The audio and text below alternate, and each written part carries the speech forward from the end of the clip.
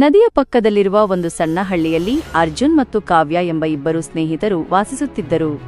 ಹಳೆಯ ಓಕ್ ಮರದ ನೆರಳಿನಲ್ಲಿ ಒಟ್ಟಿಗೆ ಆಟವಾಡುವುದನ್ನು ಅವರು ಇಷ್ಟಪಟ್ಟರು. ಒಂದು ದಿನ ಕಾವ್ಯಾಗೆ ತಮ್ಮದೇ ಆದ ತರಕಾರಿಗಳನ್ನು ಬೆಳೆಯುವ ಆಲೋಚನೆ ಬಂದಿತು. ತಮ್ಮ ತೋಟವನ್ನು ಪ್ರಾರಂಭಿಸಲು ಉತ್ಸುಕರಾಗಿ ಅರ್ಜುನ್ ಮನೆಯ ಹಿಂದೆ ಒಂದು ಸಣ್ಣ ಜಮೀನನ್ನು ಕಂಡುಕೊಂಡರು. ದಿನಗಳು ಕಳೆದವು ಮತ್ತು ತೋಟಗಾರಿಕೆಗೆ ತಾಳ್ಮೆ ಬೇಕು ಎಂದು ಅರ್ಜುನ್ ಮತ್ತು ಕಾವ್ಯ ಕಲಿತರು. ಅವರು ಪ್ರತಿದಿನ ಬೆಳಿಗ್ಗೆ ಸರದಿಯಂತೆ ಸಸ್ಯಗಳಿಗೆ ನೀರುಣಿಸುತ್ತಿದ್ದರು. ಅವು ನಿಧಾನವಾಗಿ ಬೆಳೆಯುವುದನ್ನು ನೋಡುತ್ತಿದ್ದರು. ಒಂದು ಬೆಳಿಗ್ಗೆ ಅವರ ಸಸ್ಯಗಳ ನಡುವೆ ಕಳೆಗಳು ಮೊಳಕೆಯೊಡೆದಿರುವುದನ್ನು ಅವರು ಕಂಡುಕೊಂಡರು.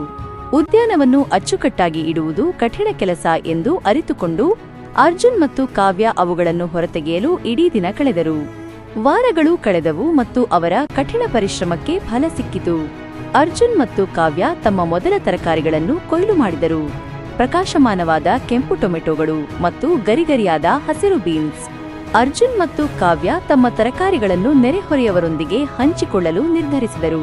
ಕಠಿಣ ಪರಿಶ್ರಮವು ಅವರಿಗೆ ಸಂತೋಷವನ್ನು ತರುವುದಲ್ಲದೆ ಇತರರನ್ನು ಸಂತೋಷಪಡಿಸುತ್ತದೆ ಎಂದು ಅವರು ಕಲಿತರು.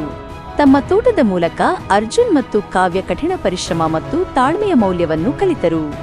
ದೃಢನಿಶ್ಚಯ ಮತ್ತು ತಂಡದ ಕೆಲಸದಿಂದ ಅವರು ಏನು ಬೇಕಾದರೂ ಸಾಧಿಸಬಹುದು ಎಂದು ಅವರು ಅರಿತುಕೊಂಡರು. ನೆನಪಿಡಿ, ಕಠಿಣ ಪರಿಶ್ರಮ ಮತ್ತು ತಾಳ್ಮೆ ಕನಸುಗಳನ್ನು ವಾಸ್ತವಕ್ಕೆ ತಿರುಗಿಸಬಹುದು.